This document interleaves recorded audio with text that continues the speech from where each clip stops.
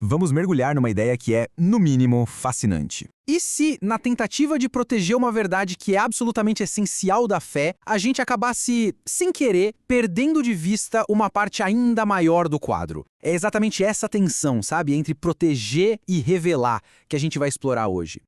Bom, tudo começa com um verdadeiro quebra-cabeça.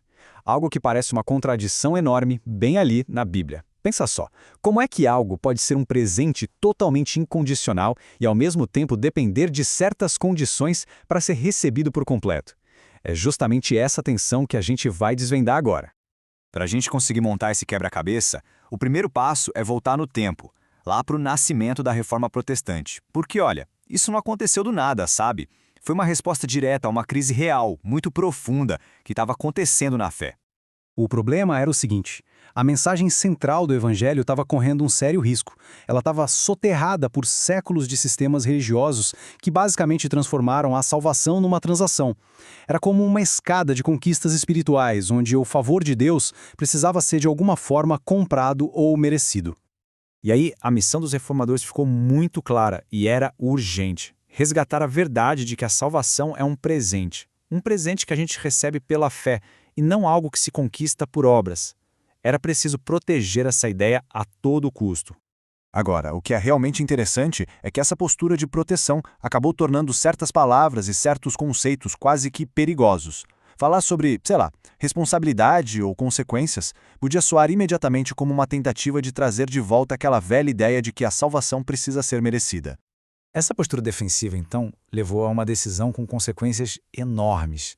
Para garantir que a graça fosse protegida de qualquer jeito, foi criado um sistema teológico blindado, sabe? Quase à prova de falhas. E aqui está o ponto crucial. Tudo foi simplificado. A nova regra basicamente era: se está na Bíblia, então é sobre como uma pessoa é salva. A Escritura inteira passou a ser lida através de uma única lente, que era a da justificação pela fé. E essa fusão de ideias fica muito clara aqui. Conceitos bíblicos que são bem distintos, como reino de Deus e herança, foram meio que achatados, viraram sinônimos de salvação. A ideia de recompensa se tornou algo só simbólico e a possibilidade de uma perda espiritual real foi reduzida a uma simples disciplina passageira.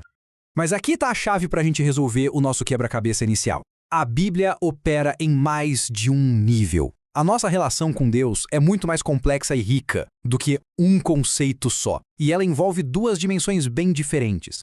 A Bíblia usa tanto uma linguagem que a gente pode chamar de jurídica, tipo a de um tribunal, quanto uma linguagem governamental, que é a de um reino com seus cidadãos. A primeira foca na pergunta: estou salvo? Já a segunda foca em outra questão: como estou vivendo sob o governo de um rei? Então, quando a gente reconhece essas duas dimensões, aquelas declarações que pareciam contraditórias começam a fazer sentido juntas, porque elas estão descrevendo coisas diferentes. A salvação pode sim ser um dom garantido, ao mesmo tempo em que a herança completa pode depender da nossa jornada de fidelidade. E tem uma analogia poderosa do Antigo Testamento que ilustra isso perfeitamente. Pensa assim: a salvação é como sair do Egito. Já a herança é como entrar na Terra Prometida. A saída foi um resgate de graça, para todo mundo. Mas a entrada na herança exigiu uma jornada de fé e obediência lá no deserto. Certo. Então, se essa fusão de conceitos aconteceu por motivos de proteção, quais foram as consequências que ninguém previu? O que é que se perdeu quando a conversa teológica se concentrou quase que exclusivamente na porta de entrada? O que aconteceu foi que, ao focar tanto no nascimento espiritual do crente, a linguagem sobre o crescimento foi se perdendo. Conceitos como maturidade, responsabilidade e a vida sob um governo divino, tudo isso acabou ficando em segundo plano. E na prática, isso acabou criando uma cultura onde as pessoas são ensinadas a serem salvas, mas não necessariamente a viverem sob a autoridade plena de um rei. O resultado é uma fé que pode ser super genuína na sua origem, mas acaba ficando limitada no seu desenvolvimento. E para deixar bem claro, a questão aqui não é negar a importância da reforma, de jeito nenhum. A ideia é que ela foi o alicerce, sabe? Mas não o edifício completo. Ela respondeu à pergunta da cruz, como somos perdoados, mas deixou meio em aberto a pergunta do trono, como vivemos sob um novo governo? No fim das contas, os dois conceitos não estão brigando um com o outro. Eles se completam. A reforma nos ensinou como nascer. O reino nos ensina como viver governados. O nascimento é o começo, é indispensável, claro, Mas o verdadeiro objetivo é crescer e viver como cidadãos maduros desse reino.